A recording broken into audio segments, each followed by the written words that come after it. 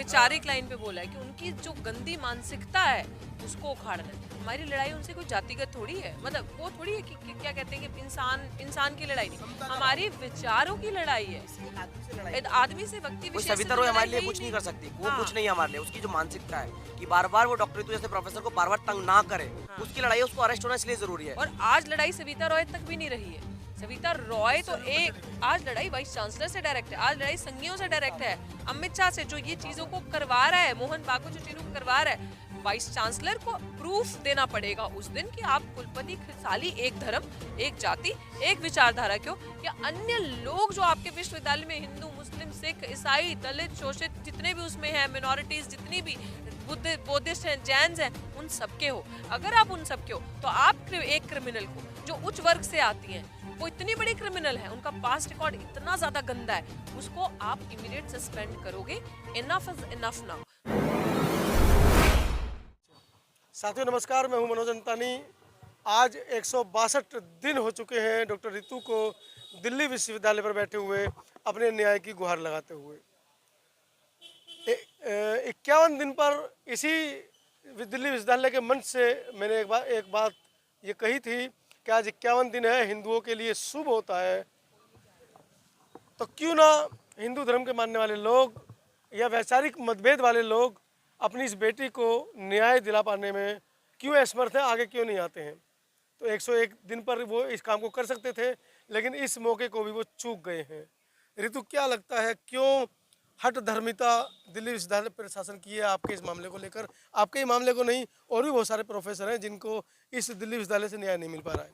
सबकी है sir, police प्रशासन से लेके डीयू प्रशासन, सरकार, ये सबकी मंशा हमेशा से सदियों से दलितों के साथ एक जैसी रही है। दलित सिर्फ इसलिए नहीं कहना कि शेड्यूल कास्ट शेड्यूल ट्राइब के लिए, जो भी शोषित, पीड़ित है, वंचित है, वो सब दलित है। तो हर एक जो भी इस बॉर्डर लाइन पे आता है, सबका यही हाल है, और उसमें कसूरवार हम हैं सबसे बड़े। अगर हम एक होके लड़ते नहीं हैं तो हम कभी जीत नहीं सकते। हमें एक होकर लड़ना पड़ेगा, ब्रॉडर यूनिटी की जरूरत है। हम बिखरे हुए हैं, हम एक जगह एक को निकाल दिया तो दूसरा नहीं बोलेगा, तीसरे को निकाल दिया तो चौथा नहीं बोलेगा उसके लिए। जब तक ये चीजें होंगी तो you will not get anything. और अपनी लड़ाई को लड़ने के लिए आपको खुद से चलकर आना है। You will not wait for anyone else to speak for yourself. आपको अपने लिए खुद बोलना है, और हम वही कर रहे हैं सर। वो कितने भी जुल्म ढाते रहे, हम लड़ेंगे, अंत तक लड़ेंगे।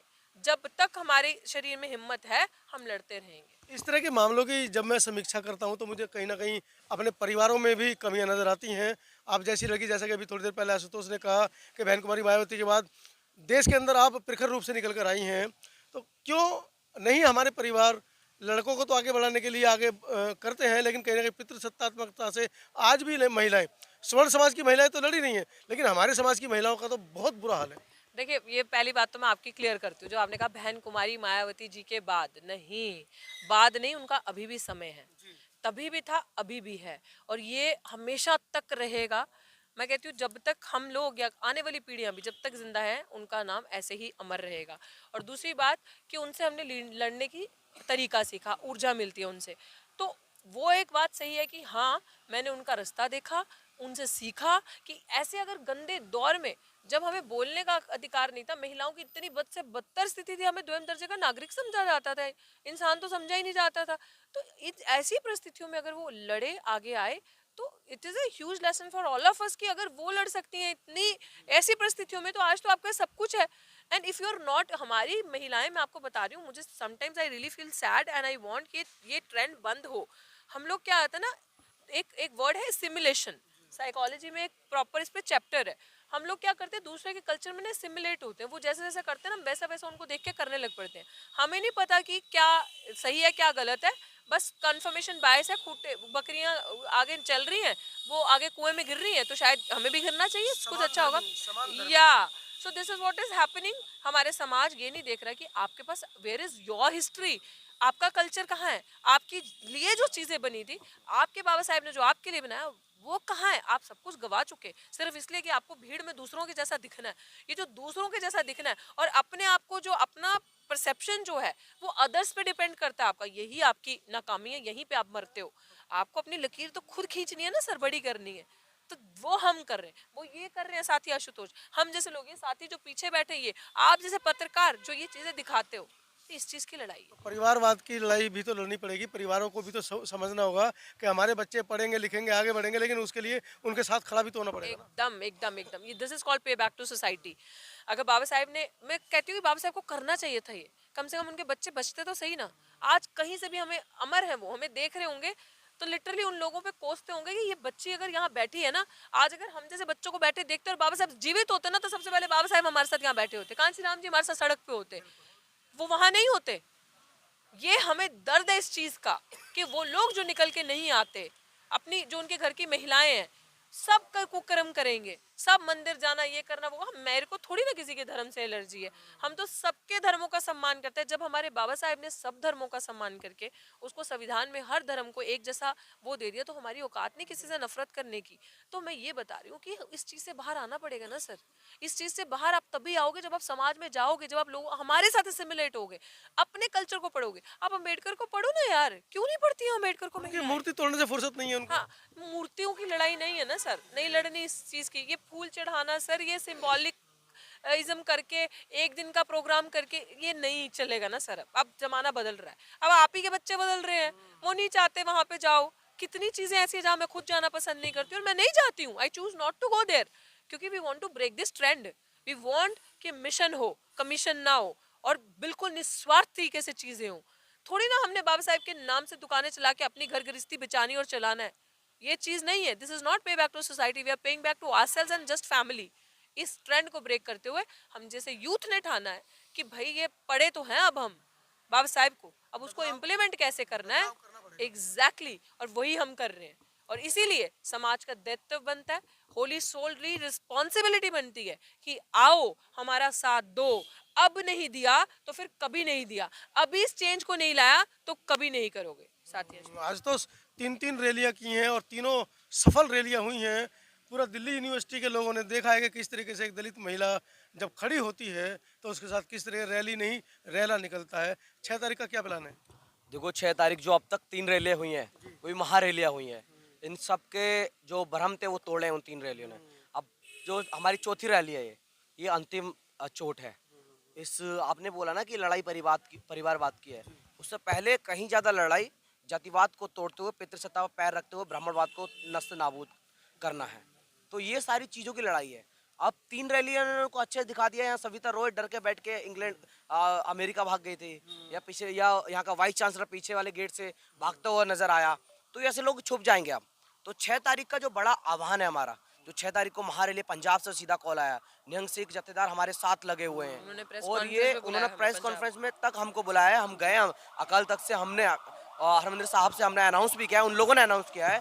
तो ये सारे जितने गेट ये हमारे बीच में आएंगे, न्याय को रोकने के जो गेट सबसे जो बीच में आएंगे, चाहे वो पुलिस फोर्स हो, चाहे गार्ड हो, चाहे इनकी मानसिकता हो, चाहे ब्राह्मणवादी लोग हो, चाहे प्रशासन हो, कोई भी हो, उन सबको तोड़कर अपने न्याय की लड़ाई और ज़्यादा मजबूत करते हुए उनसे छीनना है।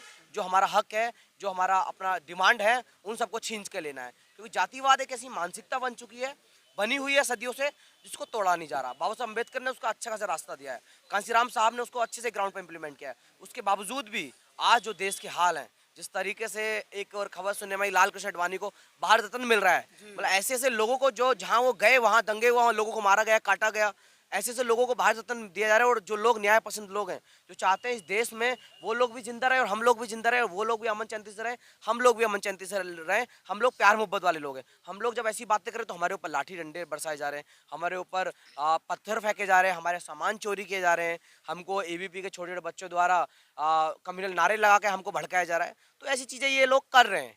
लेकिन हम लोग इसके विपरीत चलने वाले लोग, हम लोग चाहते हैं कि बाबा साहब अम्बेडकर और कांसीराम साहब का जो सपना था, जो अभी तक अधूरा है, उसको हम पूरा करेंगे। उन कैंपस में फिर से हम रोहित वेमुला नहीं बनने देंगे, फिर से कोई पायल तड़वी नहीं बनने देंगे। अब लड़ने वाली हमको एक ऐसी महिला मिल गई है जिन्होंने पीछे हटने के लिए एकदम मना कर दिया, जड़ से इन सबको उखाड़ने फेंकने की कसम खा रखी है। कहती है बार बार कि अपने माथे पर नीला कफन बांध के आए, तो ये व्हाइट वाला कफन है उसको तोड़ेंगे और नीला कफन सच में बांध के आए। हम लोग जब ये सारे दिख रहे हैं ना, ये इन सबको उखाड़ के फेंक नहीं देते, तब तक हमारी लड़ाई नहीं रुकेगी और हम लड़ेंगे। और 6 तारीख को बहुत मजबूती के साथ, बहुत दम के साथ इन कैंपस में आ रहे हैं और बैठे हैं। बिल्कुल रोष निकल के आ रहा है साथी आशुतोष का।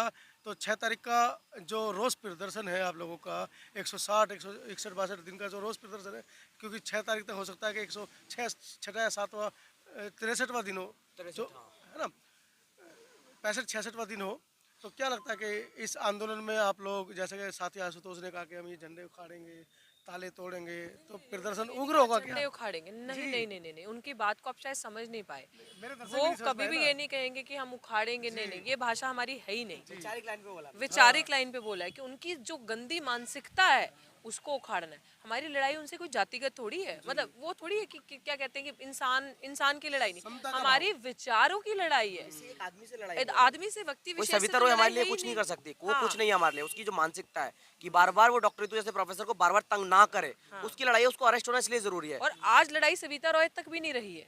सविता रॉय तो एक, आज लड़ाई वाइस चांसलर से डायरेक्ट है, आज लड़ाई संघियों से डायरेक्ट है, अमित शाह से जो ये चीजों को करवा रहा है, मोहन भागवत जो चीजों को करवा रहा है, वाइस चांसलर को प्रूफ देना पड़ेगा उस दिन कि आप कुलपति खिसाली एक धर्म, एक जाति, एक विचारधारा क्यों, या अन्य लोग जो आपके विश्वविद्यालय में हिंदू, मुस्लिम, सिख, ईसाई, दलित, शोषित जितने भी उसमें हैं, मिनोरिटीज जितनी भी, बुद्धिस्ट हैं, जैन हैं, उन सबके हो। अगर आप उन सबके हो तो आप एक क्रिमिनल को जो उच्च वर्ग से आती हैं, वो इतनी बड़ी क्रिमिनल है, उनका पास्ट रिकॉर्ड इतना ज्यादा गंदा है, उसको आप इमीडिएट सस्पेंड करोगे।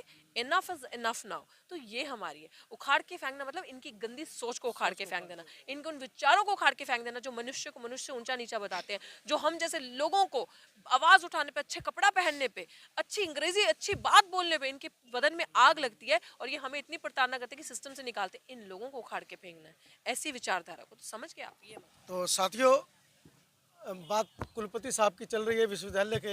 यहाँ तो देश के प्रधानमंत्री एक धर्म के बनकर रह गए हैं, उनके खिलाफ भी देश के अंदर आवाज़ें तेज हो रही हैं। ऋतु, यहाँ तक सुनने को आया कि सविता राय का बयान है ऐसे कि ये दलित लड़की कॉलेज में आती है, 1-1 लाख के जो पर्स रखती है अपने पास, डेली इतनी सूटिड बूटिड होके आती है, लगती नहीं दलित है, तो इसको मतलब ये सब तथ्य है मेरे पास, इसके ऐसे तथ्य हैं। हो सकता है हम आपको कुछ तथ्य पब्लिक डोमेन में डालें। उस दिन क्या कहते हैं 6 तारीख को हम 100% कुछ ना कुछ आपको ये प्रूफ देंगे और आप सोचेंगे। उसके बाद इन्हें पता चलेगा कि एक प्रीमियर कॉलेज की जो वो हैं प्रिंसिपल, वो ये गंदी भाषा बोलती हैं। एग्जैक्टली जो आप बोल रहे हैं, उन्होंने यही सब मेरे बारे में कहा है। और मैं अगर ऑन रिकॉर्ड कैमरा पे ये चीज़ कह रही हूँ तो मैं फुल रिस्पॉन्सिबिलिटी से कह रही हूँ कि मेरे पास इस चीज़ के एक सबूत प्रूफ है जी, इसीलिए चार्जशीट जमा है। क्या देश के नागरिकों से, खासकर SC ST OBC माइनॉरिटी समाज से, जिनके ऊपर वर्तमान में तलवार, उनके बच्चों के, उनके भविष्य के ऊपर तलवार टंगी है, उनसे क्या अपील करना चाह रहे हैं 6 तारीख के लिए? सबसे अपील यही करना चाह रही हूँ कि देखो, अगर आप लड़ाई में आगे नहीं आ सकते तो पीछे आओ। पीछे नहीं आ सकते तो अगर जो कुछ बुजुर्ग घर पे बैठे हैं तो वहाँ से आप सोशल मीडिया पे देखें, सपोर्ट करें, लेकिन आपको उतर के आना पड़ेगा ज़मीन पे। आप ज़मीन पे नहीं आओगे तो कितनी देर हम लोग आपकी लड़ाई लड़ेंगे? कोई दूसरा रास्ता अगर आपके पास है तो आप वो चूज़ कर लो, बट है नहीं, हमें पता है। अगर हमारे पास दूसरा रास्ता होता तो आप देखेंगे पर्सनालिटीज़, ये बच्चे क्या आपको किसी से कम दिख रहे हैं? इनका भी मन है कि अच्छी जगहों पे बैठे, अच्छी जगह पे पढ़ें, अच्छी यूनिवर्सिटीज़ में अच्छा स्कॉलरशिप लें, आगे बढ़े। तो हमारे लिए सड़कें तो नहीं बची ना। तो अगर आगे वाला फ्यूचर बचाना है, ये विश्वविद्यालयों में अपनी हिस्सेदारी, भागीदारी चाहिए, तो आज सड़कों पे आना पड़ेगा।